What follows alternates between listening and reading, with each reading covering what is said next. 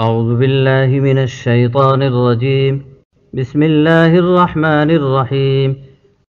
والمحصنات من النساء إلا ما ملكت أيمانكم كتاب الله عليكم وأحل لكم ما وراء ذلكم أن تبتغوا بأموالكم محصنين غير مسافحين، فما استمتعتم به منهن فآتوهن أجورهن فريضة، ولا جناح عليكم فيما تراضيتم به من بعد الفريضة، إن الله كان عليما حكيما.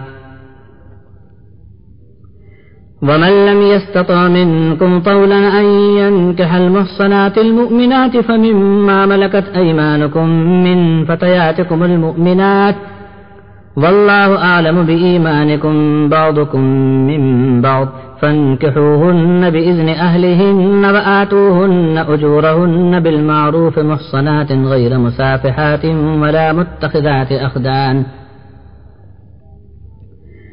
فإذا أحصن فإن أتين بفاحشة فعليهن نصف ما على المحصنات من العذاب، ذلك لمن خشي العنة منكم وأن تصبروا خير لكم والله غفور رحيم. يريد الله ليبين لكم ويهديكم سنن الذين من قبلكم ويتوب عليكم والله عليم حكيم. والله يريد أن يتوب عليكم ويريد الذين يتبعون الشهوات أن تميلوا ميلا عظيما. يريد الله أن يخفف عنكم وخلق الإنسان ضعيفا.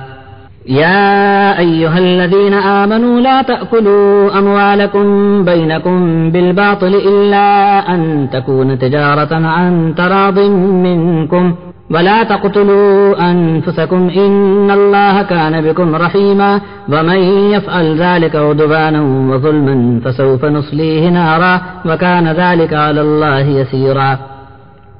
إن تجتنبوا كبائر ما تنهون عنه نكفر عنكم سيئاتكم وندخلكم مدخلا كريما.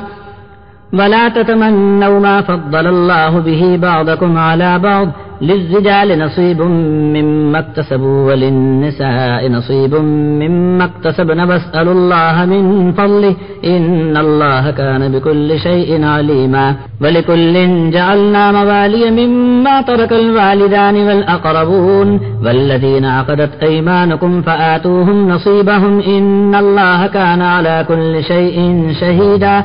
الرجال قوامون على النساء بما فضل الله بعضهم على بعض وبما أنفقوا من أموالهم، فالصالحات قانتات حافظات للغيب بما حفظ الله.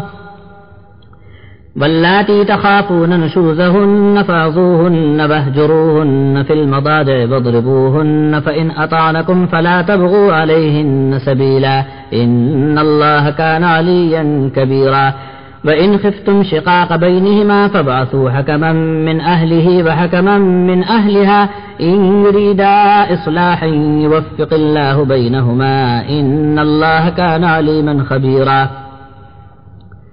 واعبدوا الله ولا تشركوا به شيئا وبالوالدين إحسانا وبذي القربى واليتامى والمساكين والجار ذي القربى والجار الجنب والصاحب بالجنب وابن السبيل وما ملكت أيمانكم إن الله لا يحب من كان مختالا فخورا. الذين يبخلون ويأمرون الناس بالبخل ويكتمون ما آتاهم الله من فضله وأعتدنا للكافرين عذابا مهينا.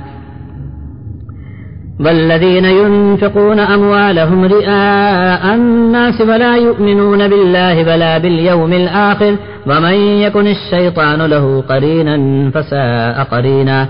وماذا عليهم لو آمنوا بالله واليوم الآخر وأنفقوا مما رزقهم الله وكان الله بهم عليما.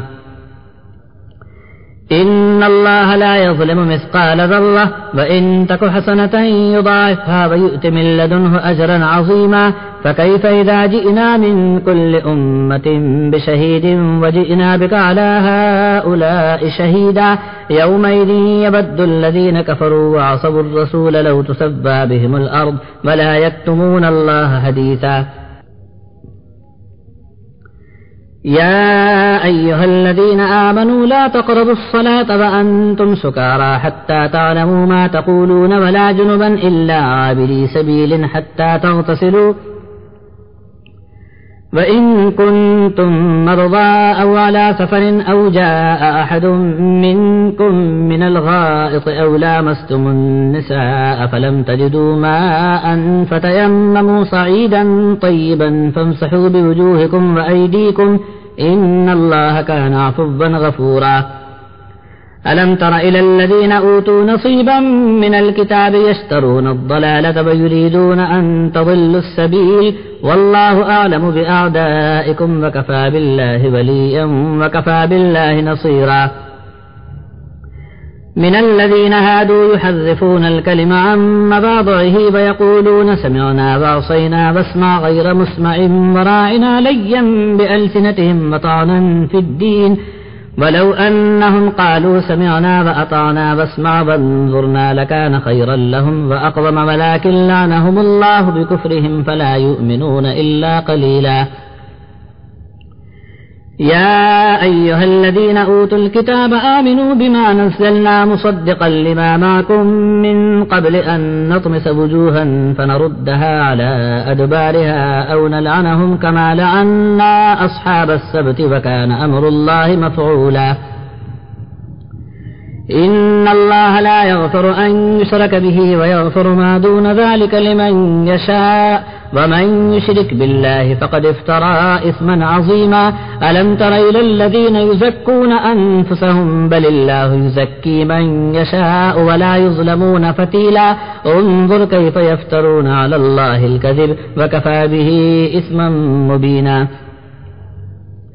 ألم تر إلى الذين أوتوا نصيبا من الكتاب يؤمنون بالجبت والطاغوت ويقولون للذين كفروا هؤلاء أهدى من الذين آمنوا سبيلا أولئك الذين لعنهم الله ومن يلعن الله فلن تجد له نصيرا أم لهم نصيب من الملك فإذا لا يؤتون الناس نقيرا أم يحسدون الناس على ما آتاهم الله من فضله فقد آتينا آل إبراهيم الكتاب والحكمة وآتيناهم ملكا عظيما فمنهم من آمن به ومنهم من صد عنه وكفى بجهنم سعيرا إن الذين كفروا بآياتنا سوف نصليهم نارا كلما نضجت جلودهم بدلناهم جلودا غيرها ليذوقوا العذاب إن الله كان عزيزا حكيما